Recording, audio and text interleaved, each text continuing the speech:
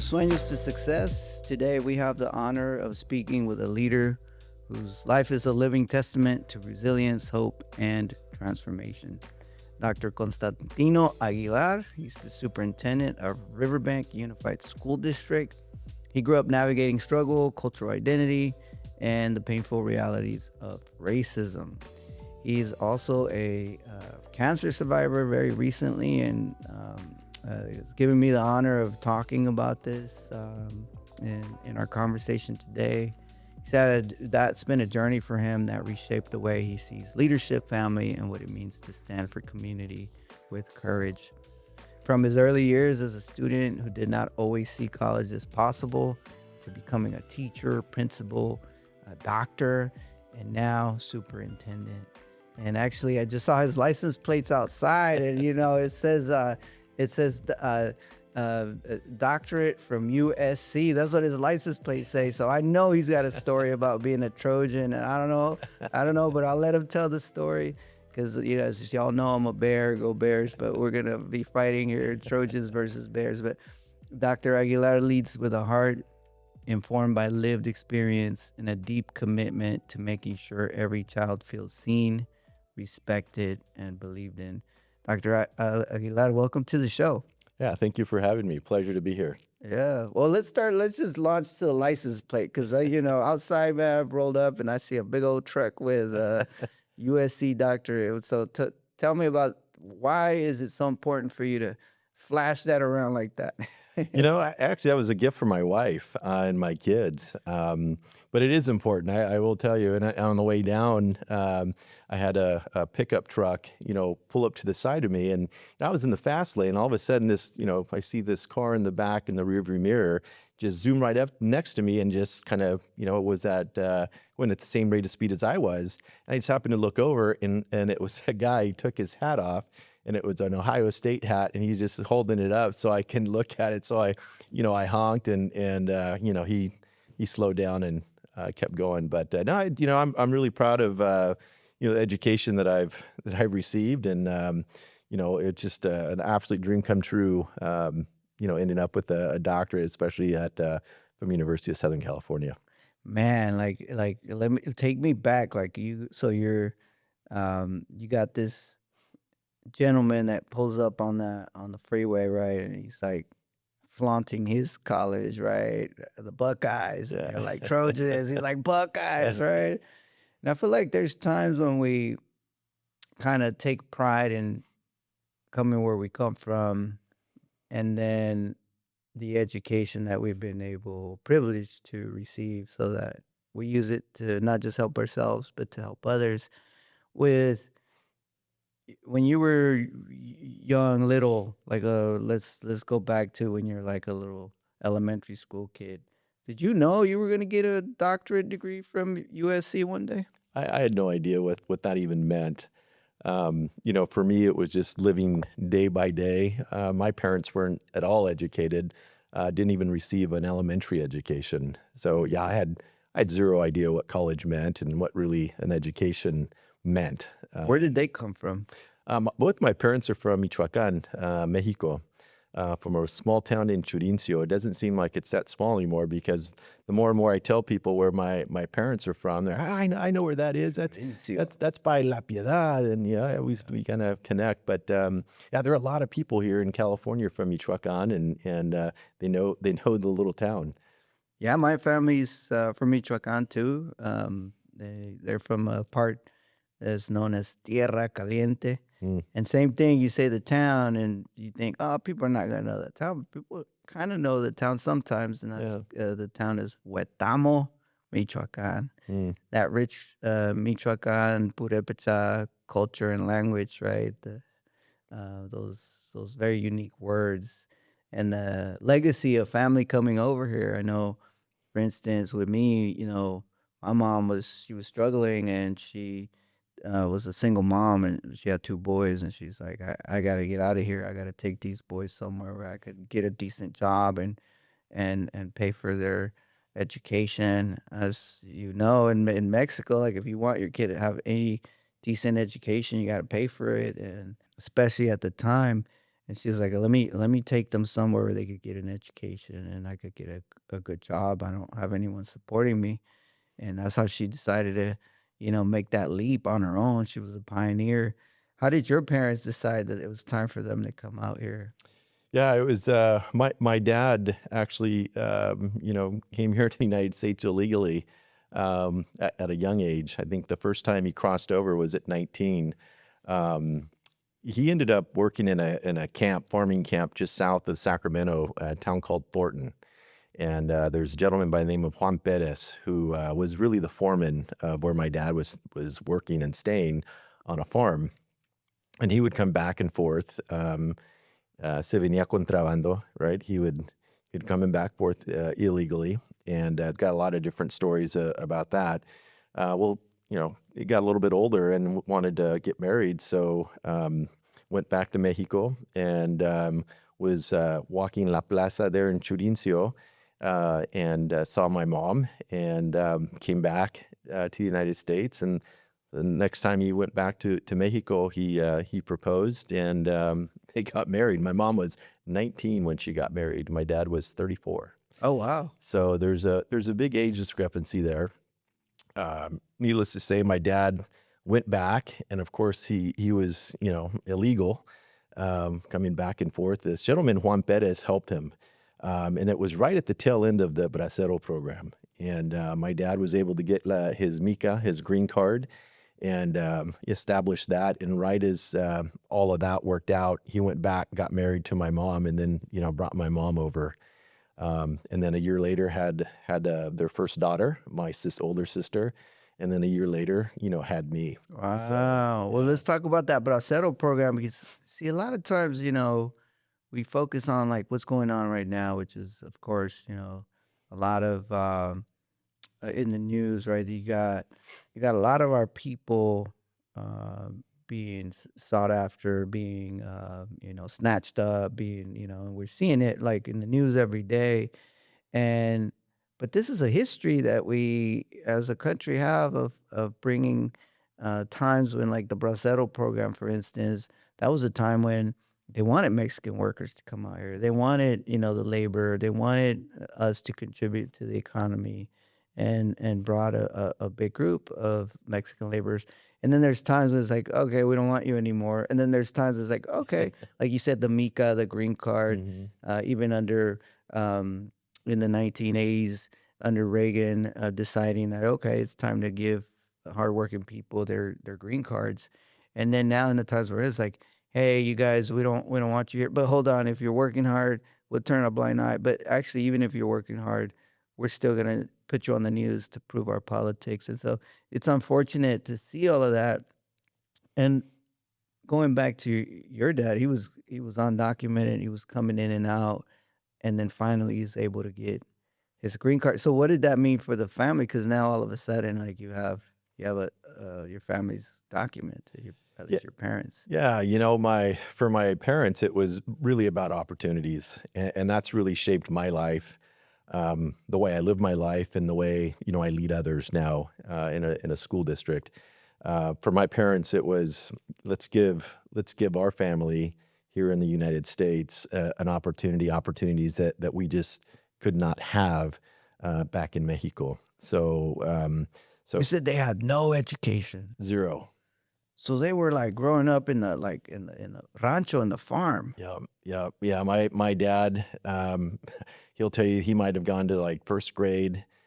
He couldn't even tell you like what the grade level was because he was so busy having to work, even as a young child. And my mom, the same way. She was the one of the younger of her siblings, so she had to stay back and basically help, with any of the chores or anything around the house. So going to school wasn't even an option. That wasn't even discussed. Yeah, man. My mom grew up in a rancho, and she got to go to third grade. And then after that, she had to take care of all her, because she was the oldest of 11. She was the oldest girl of 11. And that what that means is that as the girl, she had to take care of the younger ones. Yep. And so she had to leave school to take care of the younger ones. And so she's growing up right in the rancho, taking care of the younger ones and, helping milk the cows, that kind of thing. It's really cool where they lived. It was like a little river that ran right below my grandparents' house. And when I got to go visit as a kid, one time we actually moved there for a summer. It was beautiful. I was like 9 years old, and I got enrolled in school. So I guess it wasn't a summer; it was during the school year. I guess she enrolled me in school, and we bathed in the river. We drank water from the river. It was just beautiful. Eventually, it all got polluted, but it was back then such a beautiful, like, natural existence. And then so I went to school out there, and the kids would make fun of me because I was like a gringo to them, right? That's what they would call me. It was like, hey, hey gringo, hey pocho, or it Yeah. was like they would call me maestro de inglés, the English teacher, because I teach them how to speak English. It was all cuss words, Yeah. the teachers. And then I got in a fight with a boy, and the teacher started whooping me, Mm. and I realized, whoa, like I'm not in America anymore. Like teachers are whooping me with, like, what do you call it, tree branches, and then but there's a moment, right, where it's just like translation happens. My grandpa, he had a bunch of burros, donkeys, and then we would ride them places, right? So then I was riding one of the donkeys, and I was getting close to his house as he's standing out front. I'm coming back with the donkey, and I said, "Abuelito, ¿dónde le parqueo el burro?" And he was completely confused because there's no such word as parqueo, Yeah. right? It means park, right? But you just change it to Spanish. You, I guess you would say estaciono, Mhm. right, to park. I'm like, "Hey, abuelito, ¿dónde le parqueo el burro?" My grandpa's like looking at my mom like, "Who is this crazy kid?" And then my mom just starts laughing, and she's like, get off of that. Just tie the donkey to the tree and get off of it, right?" But just those memories of how the humble people we come from, that teaches us so much in life, I think. Yeah. So, okay, so you're in elementary school. Parents don't really have education. You're kind of just going through the motions. At what point in your education, elementary or middle school journey, do you start to say, "Well, I'm gonna stick through school, or I'm gonna finish high school, and maybe I'll go somewhere"? Yeah, that was really driven by both my mom and dad. They were very fortunate that when they established their home in Atwater, that they had a couple really good mentor families. And me growing up in Atwater during that time, it's an old Air Force Base town. It's no longer there. It closed down in the 80s. But it primarily, I guess you'd call it blue, white collar mixture of people. But if you lived in Atwater, you were affiliated with that base. Mm. I share that because growing up with Air Force brats, I'll call them, the culture and their mindset was what we're always going to school. So as I started to go through school, just listening, to them and their families, and me being at their homes about going to school, those questions started to, come to mind. And as my parents are saying, yes, you need to go to school, they really didn't know what that meant. But they knew that you had to get a good education and continue to go through school to, to get ahead. So I think a lot of it was just my environment that I lived in, and the encouragement that I got from both of my parents. Okay, so would you consider this you growing up in a rural community? Definitely a rural Yeah. community, and there are different phases. For me, I think it was one going through elementary school. Spanish was my first language, and I struggled mightily through school. I was my own reading group. I was, as we were being pulled out for reading groups, I was my own group. I remember So wait, so there were not a lot of Mexican kids around? I was it.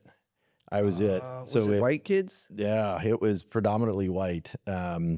There were a handful of Latino families that lived in Atwater. If you were Latino, you lived down the road in another town. So I was, one of the very few growing up in the 70s. What was that like, man? Oh, So, like, I mean, you are a little white passing, right? You have the green eyes, right? You got the light skin, but still, people knew you had a different language.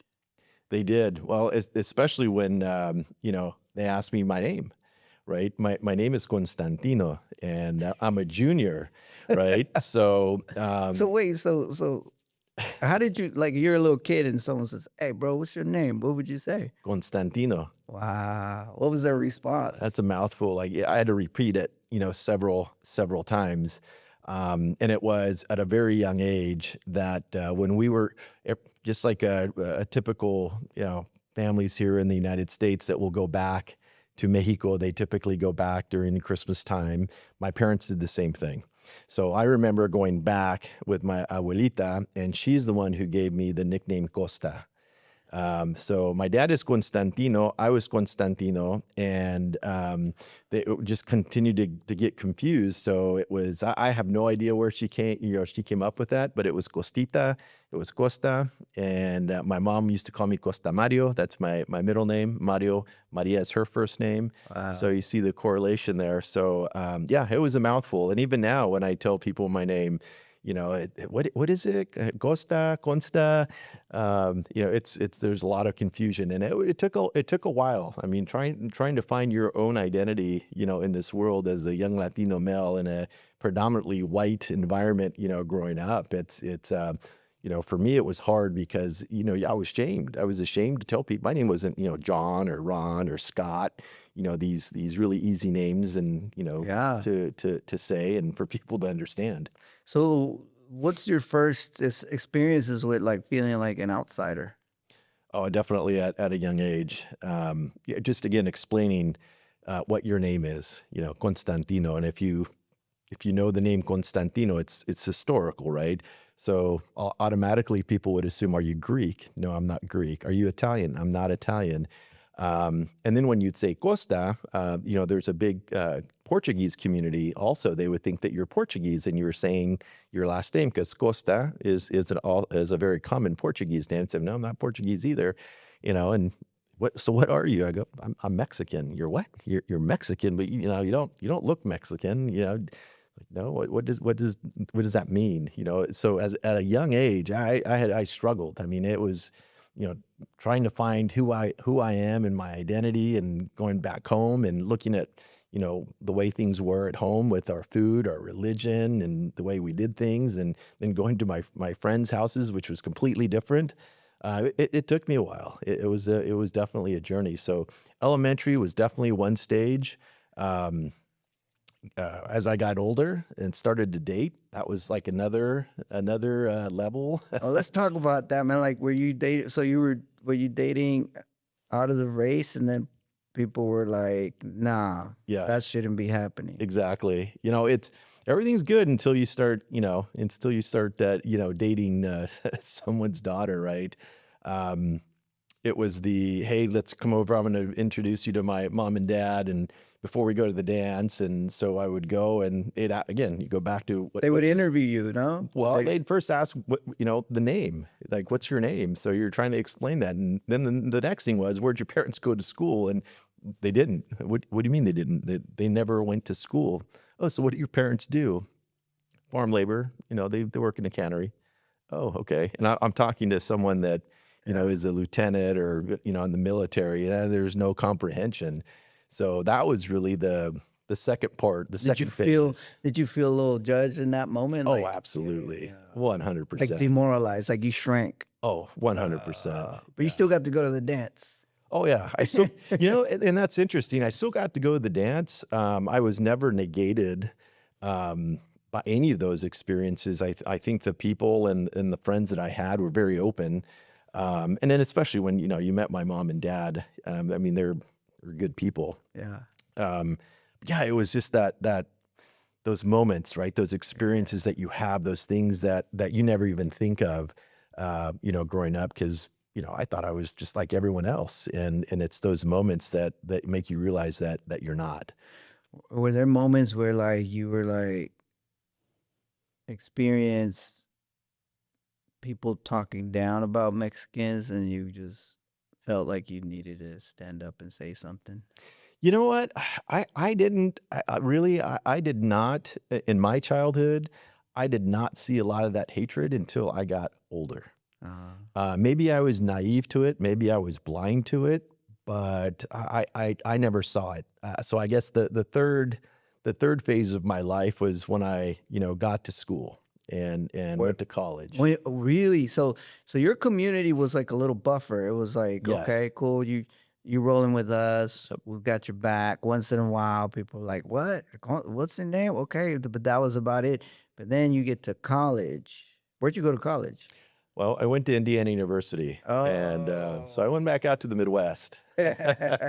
Wait, wait. I know you were a ball player. Yeah. Is that what you went out there for? Or like, what were you? No, my whole goal, just like anyone, growing up, enjoying the game of baseball, you want to be a professional baseball player, and that just never happened for me for a variety of reasons. But yeah, I grew up going to school, going to college, playing collegiate baseball, and then ended up, fizzling out. But yeah, me going out to Indiana had nothing really to do with baseball eventually. Um, What? Why Indiana then?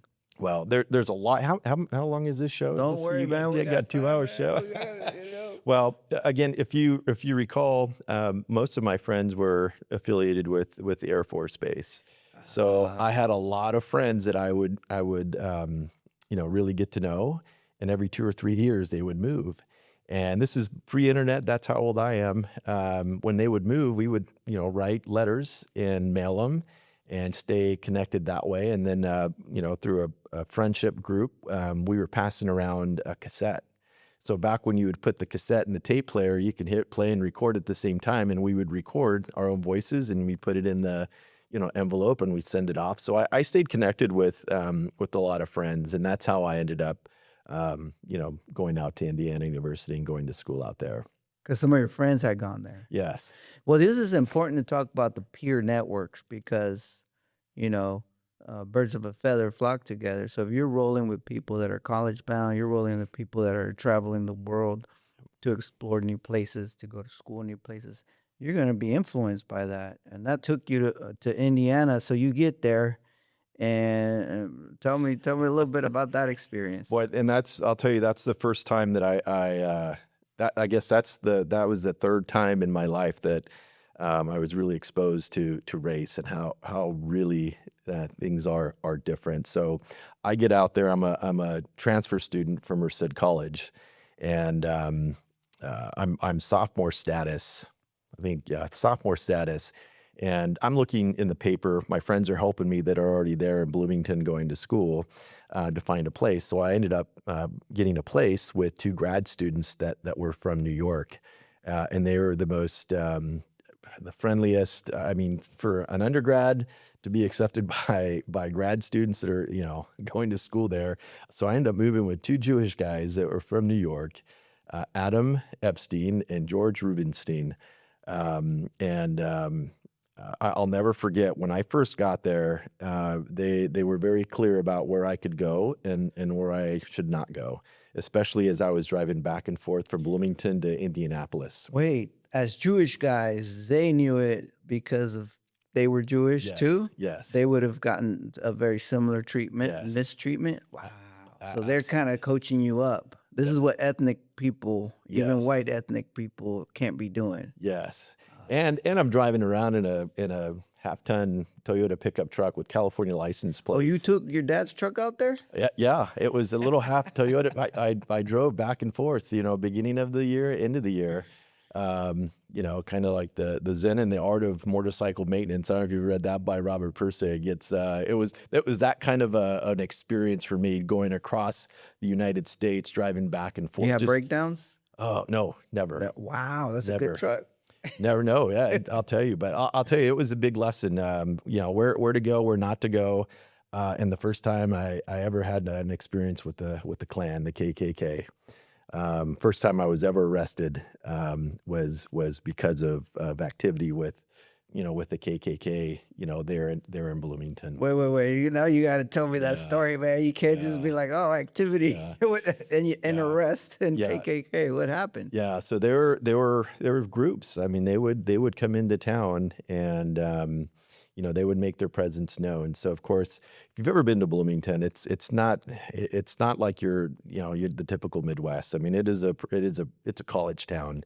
I mean, there are so many ethnicities, so many different races there, It's international, cosmopolitan. very Yeah. cosmopolitan. And so when there was some activity there with the KKK, of course we protested, and we weren't going to let them walk the streets, and we stood there, as college students, and the college police came over and put us in the little zip tie things and told us to move along. So that was very raw and very real.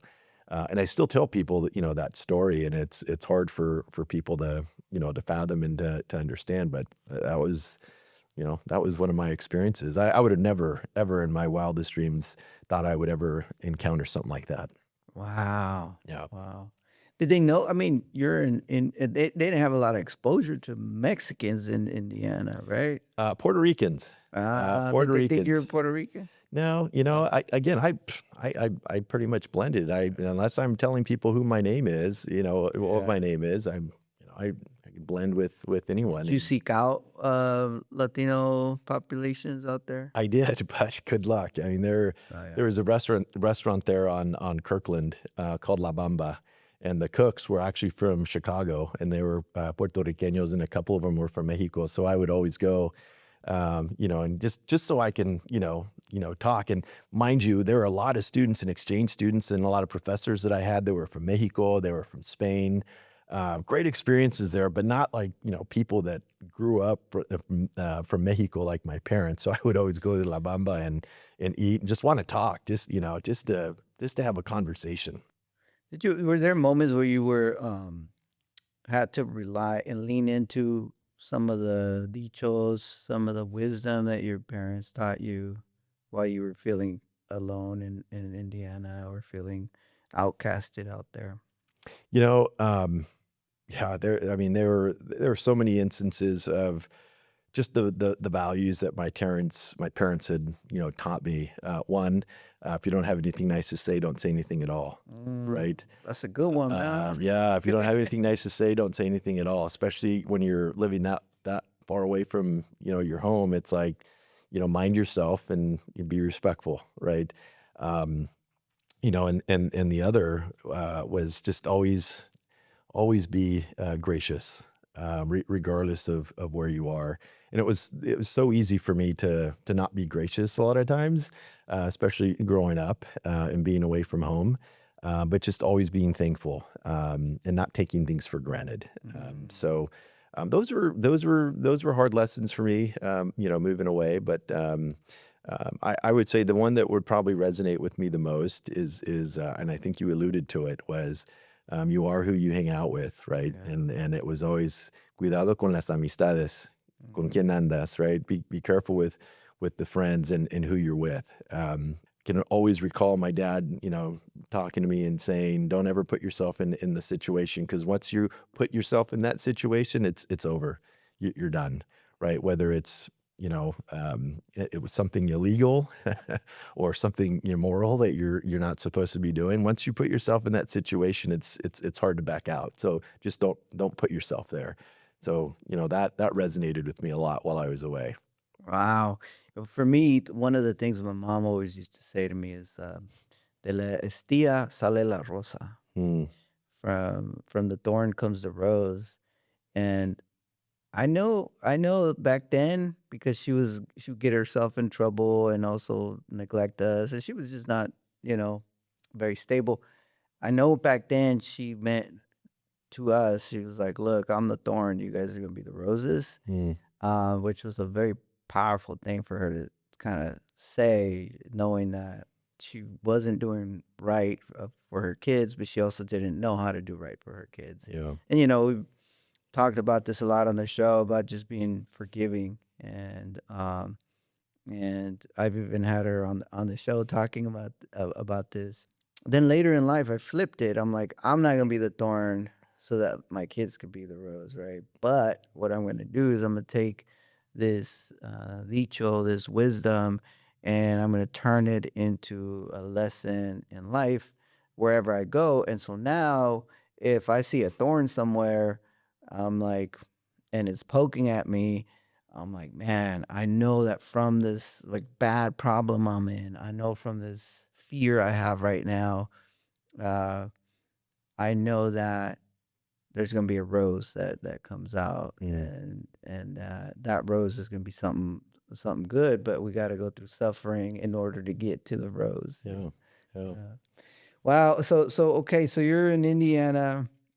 Actually, I what a- what advice would you have for like a young person out there? Maybe they're in high school listening. A lot of high school students listen to the show through their teachers at school, and they're from small towns, maybe even big cities. But they're used to being around people like them, right? They're used to being around. Maybe they're growing up in a community that they're familiar with. Whether it's all Latino, all Mexican, all African American, all Asian American. What do you say to a young person or all white, right, community?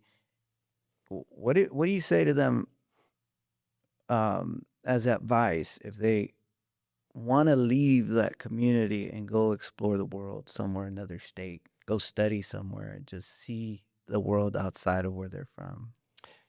Yes, and I'll take you back to, my dad, and his journey here to the United States and how he got here.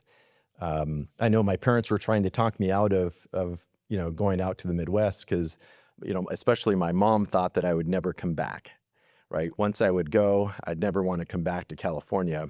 Um, but well, you spend one winter out there, or one summer, it's so humid. You want to come back to California, and there's so many things out here in California that I think a lot of us take for granted. But anyway, I just look back to the journey my dad had, and how courageous he was to come here to the United States in search of something better. And I look at the courage that my mom had as a 19-year-old getting married, coming to the United States at 20, not knowing anyone, my dad not having any relatives, no one. So I really looked at, and it wasn't until, gosh, much later in my life that I really appreciated that, about my parents. I consider myself a calculated risk taker. Mm.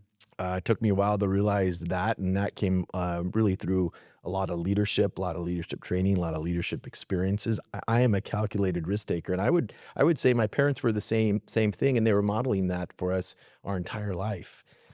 Just coming to a country, not knowing the language, not having a steady job, but wanting a family, buying a house, raising kids in a country where you're still learning the language. I mean, holy moly! I mean that takes a lot of courage. So yeah. So for me, I look back at my what my parents did, and I would tell students today, anything you want to do, you can achieve it. You can if you put your mind to it, you can absolutely do it. You can't do it alone. You're going to need support, and those opportunities will be there. But if you really want to do something, you can achieve it, and it's not ever going to be easy, right? And you're not ever going to do it alone. You're going to need a lot of support to go along with it, but don't shy away from it. I mean, if my dad would have never had the courage to come to the United States for something better, I mean, I wouldn't be sitting here if I didn't have the courage to go halfway across the United States to go to school, not knowing anyone really, having a handful of friends. I mean, I don't know if it'd be where I am today. I think my journey, my life would have taken a completely different path. Yeah, I mean, it is tough. Those are good words of advice, especially today. It's tough to grow up Latino, man. Whether it's 'cause you're speaking, the wrong language, or because you're seeing, you know, uh, people attacking your own people, in terms of, who belongs, who doesn't belong, who gets snatched up and taken away, whether it's being seen as less than, or even like you show up to AP class and people are like, "What are you doing here? You don't belong in this class. You belong in the lower classes." Um, and so I mean, even the research shows it. There's research from the Pew Research Center that found that 52% of Latino students reported experiencing discrimination or unfair treatment in school based on their race or ethnicity. And these early experiences can shape a student's sense of identity, belonging, and belief in their academic potential. But there is, the hope that I think our culture brings, and that is the resilience, the pioneering spirit. Like your parents came from far away, didn't know what they were going to get themselves into, set their roots here, and then now you're the fruit of those roots. I mean, you end up at Indiana, you end up, that's a big school, man. It's an important school in this country, right? It's a top school, and then you end up eventually getting your doctorate at USC, and now you're a great leader in a great district. The boss, right? The superintendent, and that's important for people to hear because we go from these experiences of people underestimating us to now being in leadership and then saying, "Hey, this is how I got through. This is how I made it." And despite having that tough upbringing, just for being who I am, I'm still here to prove whoever doubted me wrong. Yeah. And that's kind of been my story. That's been my motivation. My dad always provided for his family, always provided for all of us. I had a roof over my head. I never went hungry. Um, was a disciplinarian, and but was a hard ass. He was hard. He didn't let anything slide, but definitely wanted us to flourish and not to make excuses or to ensure that we weren't blaming others. He would always look back and he would always say, if you want to do something, you put your mind to it. You are smart enough to do it. And a work ethic. You got to have that work ethic, to go along with it. But So even though he didn't have an education, I mean, he taught you that very hard work ethic. I think his life experience of, like I mentioned, he had one person that believed in him, that helped him, establish get his green card, to get La Mica. It was Juan Perez. He'd always say, you can't do this on your own, right? This whole thing of meritocracy, right? Of all you got to do is work hard. It's like, yeah, you do, but along the way, got to have some help. Those networks of support. Those support networks that there are people along the way that are going to help you, because you're not going to be able to do it by yourself, especially not coming from privilege, right? So Beautiful. And I just want to say something about, I keep saying in education or no education. Your dad had no education. My mom had third grade education. The truth is, they had an education. They just never had schooling. And we got to differentiate that. That is true. Because schooling that's a great point. is just going through the routine, the grades, being taught, academics. But education is something much more powerful. And that's the character you carry in life. That's how you treat others. And in our language, right, in Spanish, when you say quiero que seas educado or educada, that's deeper than having an academic education. You're absolutely right. And what do we say? Él es mal educado, right? Mal educado, yeah, badly educated. Yeah, and you couldn't, as you say that, both my parents were incredibly intelligent, in the sense of being very savvy with, just emotionally intelligent, very, very street savvy. Just thinking of all of the different situations that they had to navigate, coming here, and they were young, right? I mean, my mom was 20, when she first got here, and then at 21, she's having, a child, and at 22, she's having me, and my dad, in his mid 30s. I mean, it took a lot, of just intuition, a lot of, that emotional intelligence, to really navigate and become successful. So you're absolutely right. I'm glad you pointed that out. Yeah, I think a lot of times we put people down in our society, right? We tend to put people down that didn't have the privilege to get schooling. But many times those people have so much to teach us about education Yes. and being educated in a way that that's about treating others right. And like even the lessons your parents taught you, they were about knowing who you're hanging out with, treating others right. If you don't got something good to say, just don't say anything. Or, as they say in the hood, you better watch your mouth. Right? You better Yeah. watch your mouth, Yeah. right? So that I think is all very important. Now, what I want to know is, so you're in Indiana, right? You're getting your degree. How did you end up deciding you wanted to be a teacher? I had the greatest teachers growing up from my elementary, middle school, high school. I mean I can sit here and rattle off all my teachers. So I had Mrs. Reinig, first grade, Mrs. Silva, Mrs. Wade had two my second grade year, Mrs. Lyles my third, Mrs. Higgins my fourth grade, Mrs. Richardson fifth, Mrs. Golder my sixth grade, Mrs. Musser seventh grade, Miss Rako my eighth grade teacher.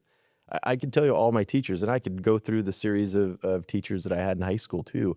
All great people, great role models for me, and more importantly for my parents. Because as we talk about this journey in education, it takes someone at home to really support what's happening in that school system.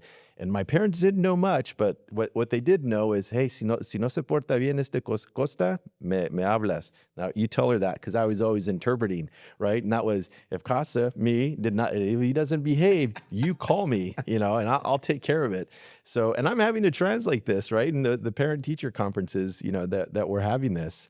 So it was, again, I was very blessed. You had good. Do you feel like you were in this school district, right, that had mostly white students, and I would gather they had a little bit more economic privilege than the Mexican kids that lived in the other town? Yep. Do you think that that system was set up in that way to like help the students that went to that school prosper? Or is that why you think you got the great teachers? Because, I talked to a lot of people that were like, I only had one or two teachers that Yeah. get me to light up. Yeah. Yeah. I don't know. I can tell you, I can name them. I don't know if I'd say I like them all. Okay. I can name them all. I can look back now, especially being an educator, and say, okay, that makes sense. There are things that teachers did in those grades that I didn't like, I didn't appreciate. If I would have been in their situation, I think I would have done things differently. But I think overall they cared and they were consistent. I don't know. Maybe I was really naive and just blind to it, but I never felt that my teachers didn't ever care about me. Mm. Now my older sister would have a different, my younger sister would have a different experience, and they're going to tell you that because you're the boy, so I think gender has a That lot to makes do with it, sense. which I think in today's world, I mean, we can get off on that topic too, is what's happening to our boys now in our school system, in our society. But I think that again, I was blessed. I can't speak for everyone, but I can tell you that I never felt that teachers did not care about me. They always had the best interest, That's for me. that's good. That's good to have that experience as a leader today, because you can almost set that as an example of how your educators should set up their ecosystem, their Yeah. education ecosystem. Yeah, and I wonder. I wish my parents were still here today, but I wonder, if the educators that myself and my sisters had felt that way and treated us that certain way, because they always got that support from my parents. Remember, my dad always said, like, it didn't matter what I said. If the teacher said, that's all that mattered, right? Yeah. That's all that mattered. And I don't know if educators get that kind of support today. I mean, working in a K-12 system, not that all parents are bad, but gosh, I mean, with all the different responsibilities right now and all the different initiatives that are put on the school system, it's challenging. And I don't know if we always get that same kind of parent support or guardian support. The teacher's right, or the teacher has the best interest first, right? It's always what my child said is right, right? What you said, is irrelevant. Well, but it's also old school kind of immigrant culture versus, you know, middle class culture. I was PTA president for my kids' elementary school, and I would show up and I would be like, "Hey, how come my twin daughters aren't learning engineering, and they were in fourth grade. And then the school was like, they get to learn engineering in high school or college. And I was like, no, I want them to learn engineering now. Yeah. And then they were like, yeah, that's not going to happen. I'm like, well, let's start a robotics club. And by fifth grade, I launched their first robotics club, and my daughters were battling robots and beating the boys and building robots and coding. But that's because I was on the school, and I was like, we are, as a family, we're right. We know better for our kids' education. I think that's the culture we're in too. That with the old school kind of immigrant thing is like, te los encargo. Yep. I will leave my kid at your charge, and also letting the kid know whatever the teacher says is right, right? And that old school kind of approach is, as you say, is withering away. But there's families out there that still do that. Hey, that's Except, Riverbank. That is right? Riverbank to, I That's your mean, school district. that is. I love the community there that I serve. I mean, that is that we have a lot of students that are first generation. That will be the first to walk across that stage in high school and to go on to college. And I see a lot of that with our community, which is why I really fell in love with Riverbank. But it's you see that that helps with that identity, right? I mean, who are you, as a leader, but more importantly, who are you as a person? And the minute I say Michoacan, right, or in Churincio, with all the people that live there, even if they weren't from Michoacan, right, even if they're from Jalisco, I always joke about, people from Jalisco, Because you that, got a big population up there from Jalisco too. yeah, Yeah. yeah. There's that sense of identity and Yeah. culture, and hey, this is the way we do things, and this is our value system, and we all go to the Catholic Church. Not that everyone in Mexico is Catholic, but there are a lot of similarities there that you can attach your own experiences to that help with that identity to say, hey, I get you, right? Speaking of that, I mean, there's research on this. Representation is very powerful. Research from the Brookings Institution found that when students of color have even one teacher who shares their background, they're 39% more likely to graduate high school and 29% more likely to consider college. And yet, only 9% of school superintendents nationwide are leaders of color. Um, so I know we're kind of shifting around because you were a teacher, became an administrator, and then you ended up, you've been role modeling this whole way through as superintendent. Like, what took you from like, okay, I'm gonna teach kids to I'm gonna lead a district? Like, what took you there? I never in my I always knew I wanted to be a teacher. I wanted to give back. I had such influential teachers. I thought that would it's the coolest thing to do. And then it wasn't until I got to high school, and mind you, I struggled all through elementary. It wasn't until high school that I started, really excelling. It's like the light bulb went on, and I think it's when the literacy skills finally, caught up. Being bilingual, truly bilingual. And I'll tell you, my first experience was in high school when I took Spanish 1. It was the first time that I had my friend group that would ask me for help. I was always the one asking for help with everything, but now because we're in Spanish class, hey, I got this, I got you. Come to me. I can help you with that class. I always knew I wanted to be a teacher. I never in a million years would have told you back then that I was going to be a school administrator. The moment for me when I was in education. I was a high school head baseball coach, and I was a teacher. And my father-in-law is a retired superintendent. Oh, I remember being out with him, and we were golfing, and you're out, shooting the breeze and talking, and he looked at me and he says, I'm just getting tired of you complaining all about this school this and school that, and you're either part of the problem or you're part of the solution. And mm, I think it was right about year 9, because it wasn't until year 11 that I got into administration. Year 9 is when I started I wonder if I'm going to do this. And I just got tired of people, selling me short. And, mm. when I first started to become interested, I'll tell you the one thing that motivated me was the high school principal that I was working for at the time discouraged me from becoming an administrator. Like, who are you to think that you can do what I do, kind of thing. And that was like game on. my entire life, people, had always told me, you're not smart enough, you're not this, you're not that, even from being an athlete to an educator. So you want me to do something, tell me I can't, because then now I'm just going to do it just because, right? So for me, it was just all along the way, all the different challenges. Now you can't do this for this reason. Nope, you can't be an administrator for that reason, or you're not qualified for this reason.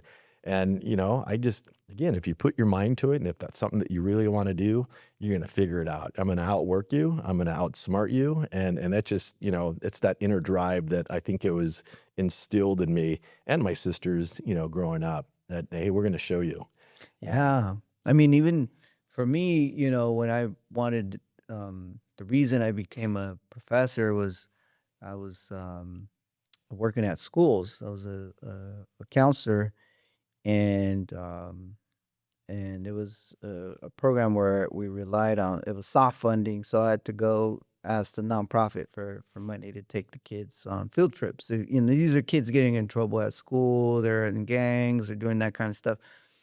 So I go to the board, a board meeting, and there's people sitting and then the president of the board, she's got a little name tag, and I'm telling her a justification for $750 to take the kids on a trip, a field trip, and she hears me, and then she goes,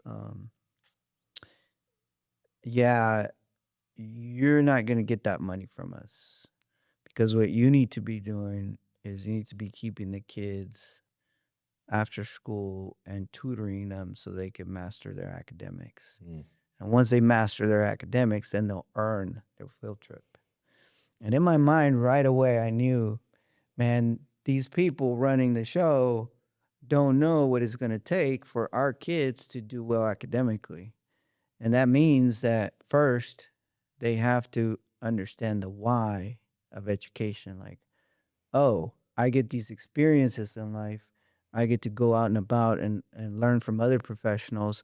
And then I come back and realize this is why school is important.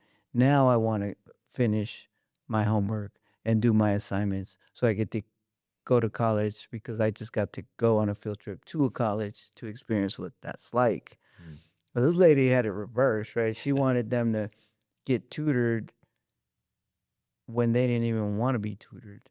And so in the moment, in the room, I look at her credential, I look at her little strip of paper on her desk, her little badge, and it said Dr. something Johnston. And in that moment, I said to myself, I need to be sitting at that table in that chair. What's it going to take for me to do that? Like, for me to be a director of something that gets to decide the right thing for our students. And I realized that she had the letter DR in front of her name. Mm. And that's when I was like, man, I'm gonna apply to man, I'm gonna apply to get a PhD. And then my wife Rebecca was getting her master's at the time, and she was my girlfriend at the time. She was getting her master's. I was like, hey, will you help me out? And she helped me apply to UC Berkeley, got accepted. And that was kind of my journey to like go get that doctorate so I could go do the right thing with it, because these people in charge had no clue what our kids needed. Yep.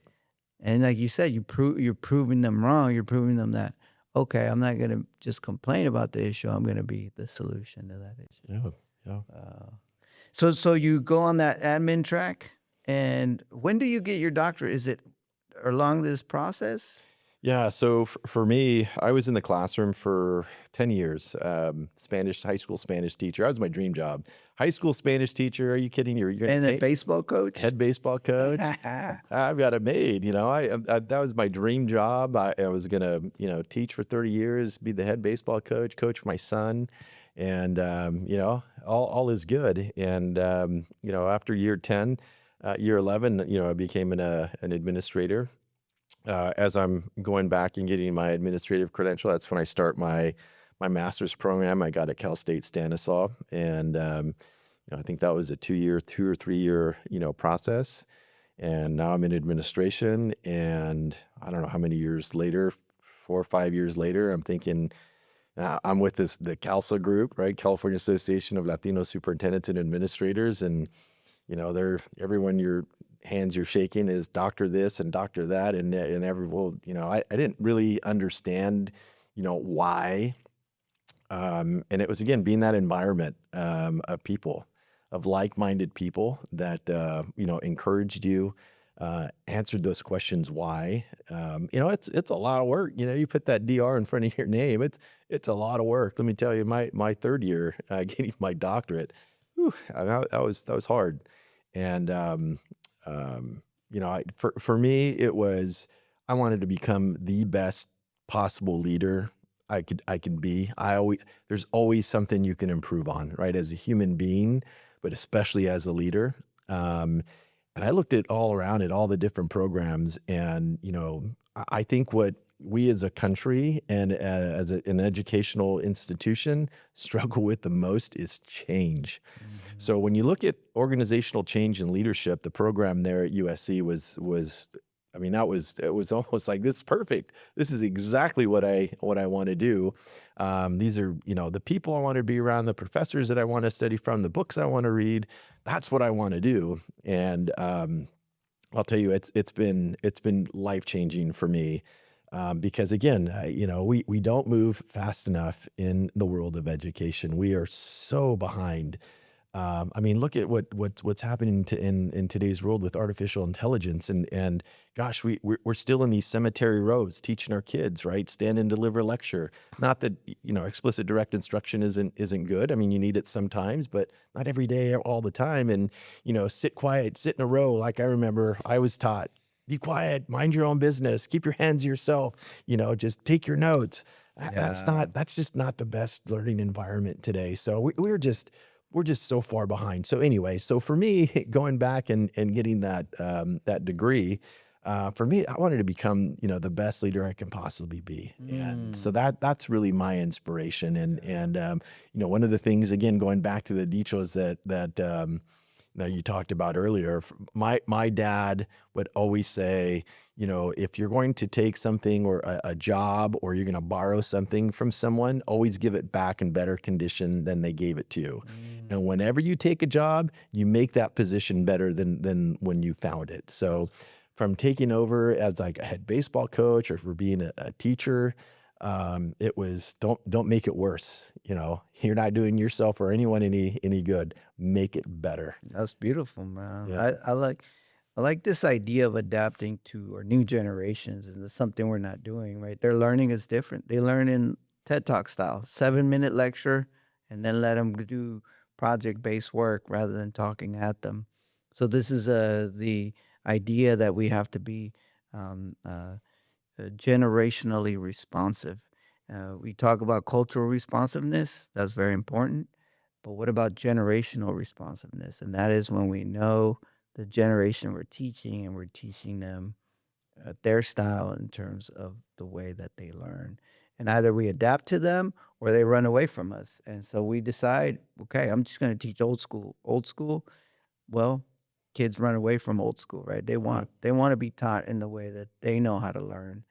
And we could put a judgment on it. We could say, well, that's too much social media, that's too much screen time, or we could actually hack into the the social media that they're on, the screen time that they're on, and really start to adapt to how these kids are learning, because they're learning over there. So they're gonna learn, either they're gonna learn from us or they're gonna learn from over there, Yeah. and we rather them learn from us. Yeah. As a leader, I know that you've had a really powerful way of kind of making impact, and being representative, not just of the Latino students, but all students. And so it's been great to see you on that superintendent journey.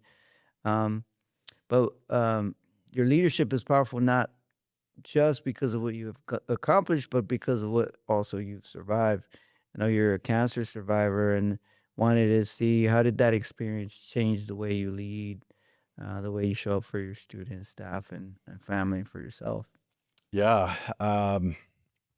Yeah, I don't know if it's completely still hit me yet. Yeah, I was diagnosed with lung cancer in the spring. I've had about 20, Spring, just like 2024, yeah, 2025. 2025. So that's recent. Yeah, I had surgery on June 27th. They removed 20% of my right lower lobe.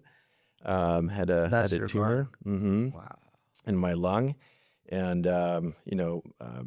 I was really blessed. They caught it early. It was unexpected. I went in for one thing and came out, hey, by the way, we found something on your lung, and that was a whole series of tests, in the spring to, finally in late spring saying, hey, you've got cancer, and we're going to have surgery to remedy this. And so I'm sitting in my bed, in the hospital. It's supposed to be 3 to 5 days in and out, and turned to be 13 days because my lung kept collapsing. It was leaking, right? Oh, It wouldn't stay inflated.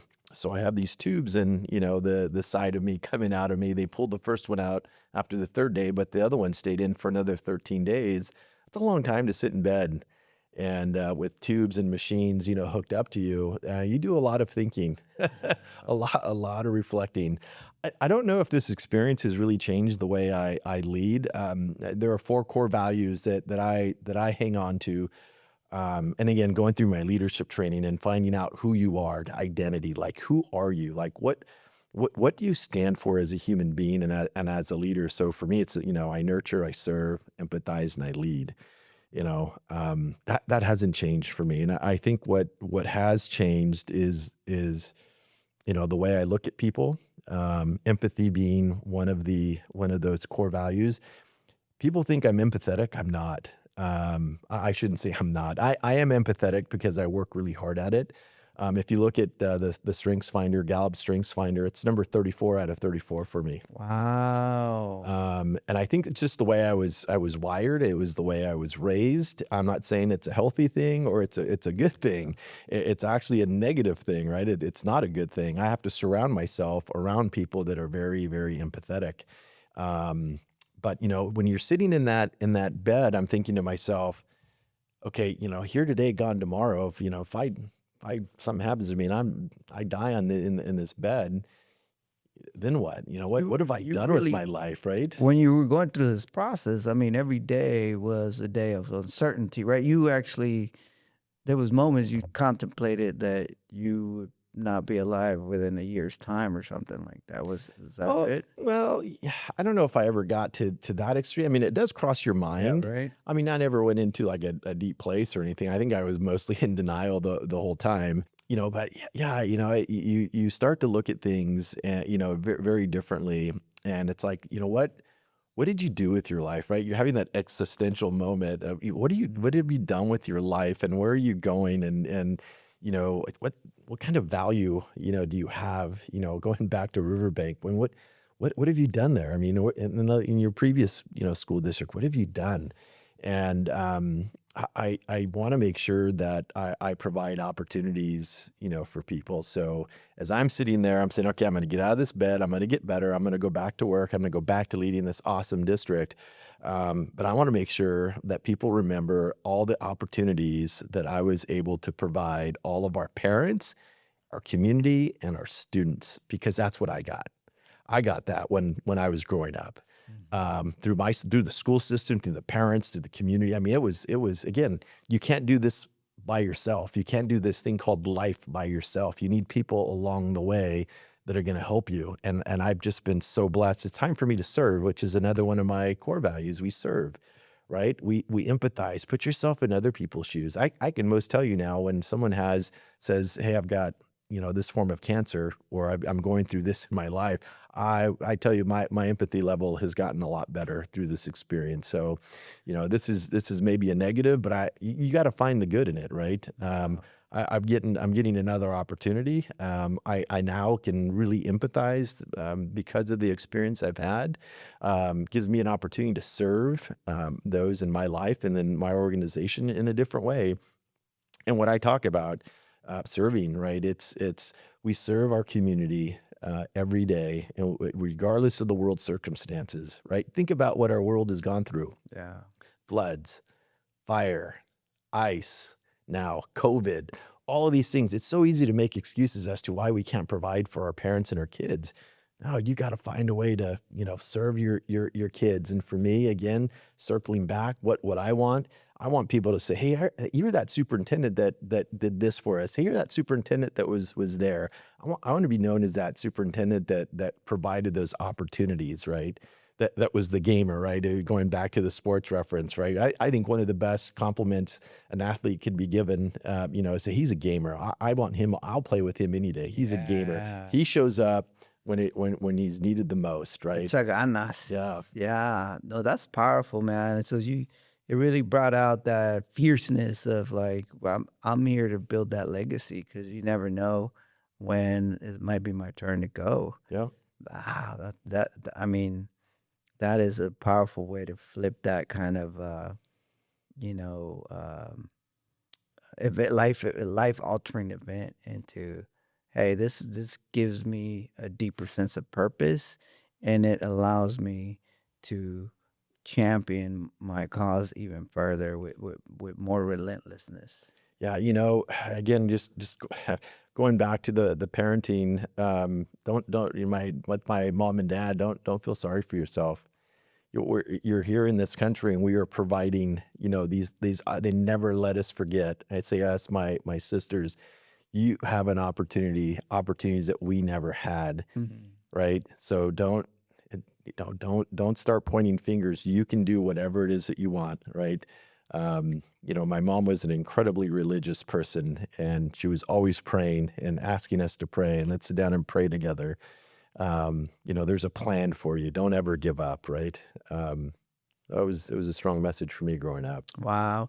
So I it's just powerful to hear kind of where you know you've come in your journey, right? You went from sort of being that child of immigrants, growing up in an environment. You're very unique in terms of a lot of people I talk to, right? Because that's who I surround myself with, is people that are came up in a maybe education environment where they didn't have all the like opportunities or the right educators, because maybe the system was like overwhelmed or whatever it was, right? It wasn't set up for them to succeed.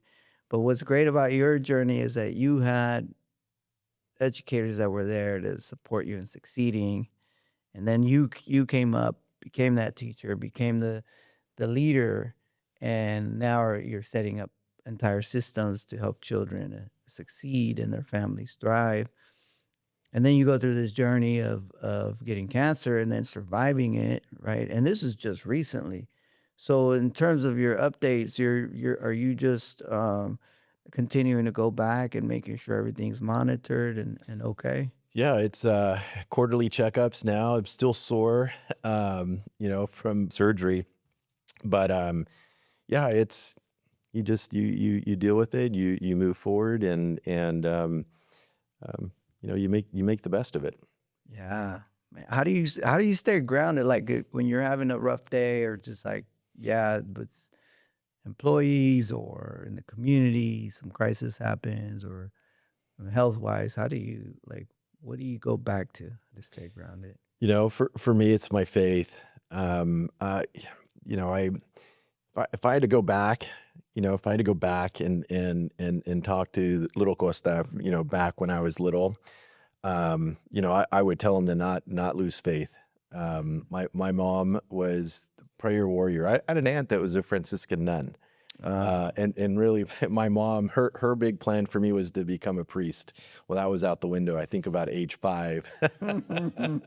But yeah, I would tell my younger self not to lose faith, because as I was growing up, there were so many challenges, that I think I lost my way in some respects with regard to me growing up as a Catholic, and kind of that spiritual journey kind of just stopped. It was on pause for a while because I just got angry. Why is this really happening? And a lot of questions. I had a lot of questions. Still have a lot of questions, but I would definitely go back and keep the faith. So I think I go back to, God has a plan for all of us. Mm. And Were you when you were in that bed ready for surgery?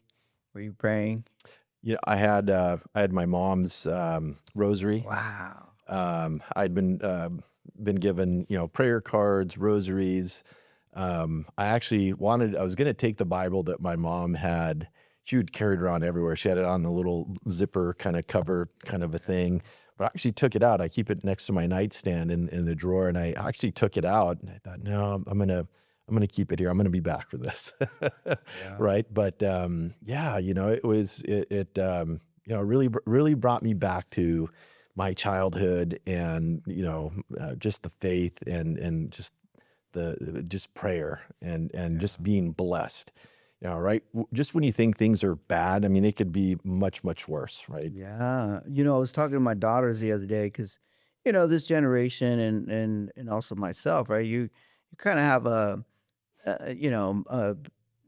well, my personal experience, I have a scientific kind of understanding of like the world. And so as to have grown up Catholic, and then you're kind of like, okay, what are these stories about? You start questioning stuff throughout your journey. But one thing I was telling my daughters, and they grew up that same way, kind of like, okay, we do go to church, we do pray, but like we also know like there's science as Right. well, right? But one of the things that we were talking about that's important to us is spirituality. Mm. And spirituality is the connection we maintain to our family legacy, right? So, like, if our, abuelita's praying, mom is praying, you pay respect, whether whatever scientific thing you want to believe or not, right? You just like pay respect to the family legacy and the culture. And of course, there's also the historical things that happen with religion and colonization, and those are important to know. And I've always taught my children different forms of spirituality. Right? They go to church, but they also learn about Native American traditions and indigenous traditions. And one of the quotes that we were talking about, I was talking to my daughters about, was from one of the Native American healer, um, and he says, uh,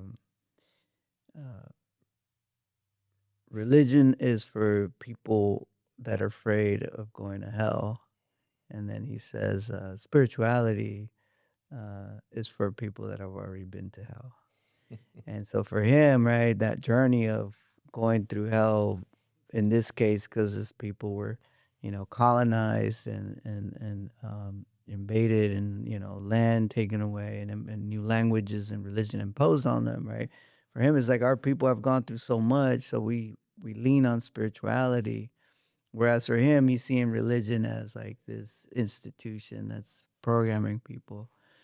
But in either direction, right, it's very important that we lean on some kind of, as you say, faith, right? That we believe in our culture, in our family, in what we've been taught, the virtues with you, the character that your family has taught you, the educación that they gave you Yeah. versus the schooling.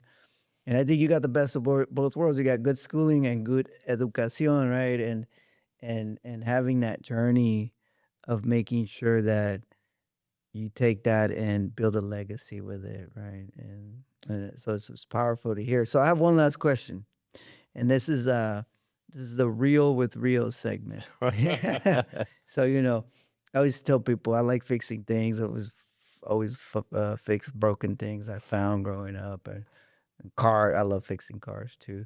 So, but speaking of fixing, like if there's anything in your life, right, like that's in your kind of world that you're in now that you could fix, what would it be that you're fixing? Oh my goodness. Oh, yeah. I mean, if I had the magic wand, is that Yeah, kind of, yeah, yeah, I really see the epidemic right now with what's happening with our young men, boys of all color. I think we're in a stage of an epidemic.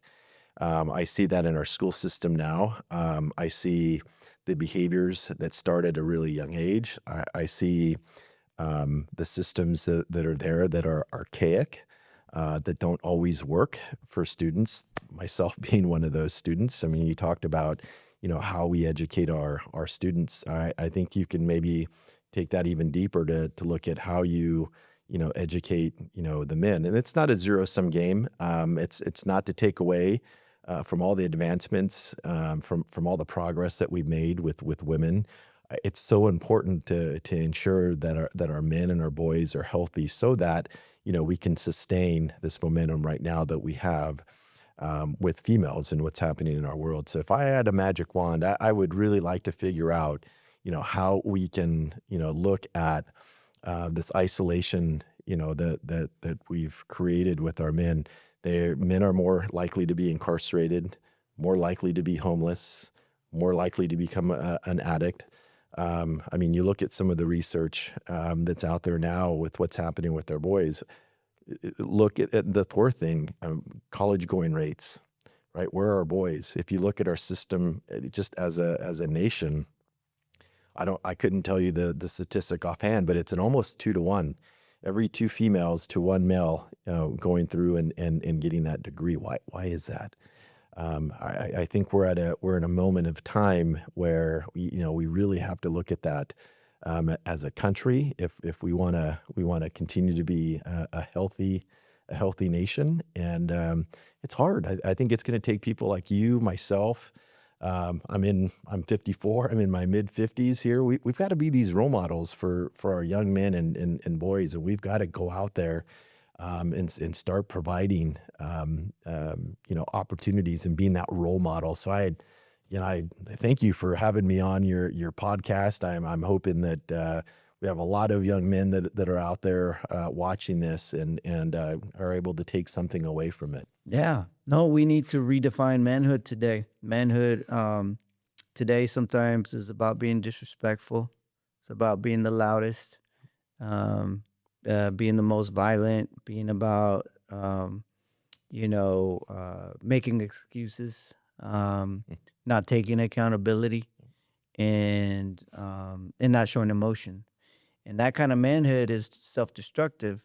And the kind of manhood we need is the kind of manhood where we're egalitarian, meaning that we're respectful, we have character, we carry ourselves in a way that takes care of business by taking care of family and community. And the manhood we need today is one where we know how to self regulate. And that means that if I'm angry at someone, just talk about it. Yeah, I could fight you, but if I talk to you, it helps me, it helps you, and we end up in a better situation than locked up or bruised up, and showing our young ones a negative role modeling example. Yeah, I think the kind of manhood we need today is one that we know how to respect all human beings out there, and that we don't carry ourselves in a way that's putting down anyone. And then, of course, finally, the coping mechanisms are not the ones where we're drinking or doing drugs. All of that kind of manhood is one that's getting a lot of our young men in trouble, and just teaching them the basics. This is the kind of manhood that you could be about and still feel that you have respect for others and that people are respecting your manhood. It's fine to be manly or a man, but you just got to do it in the right, respectful way. And a lot of times we think of it as a zero sum game. It's like, oh, you're not letting me be this kind of man. That means you're not letting me be a man. What are you talking about?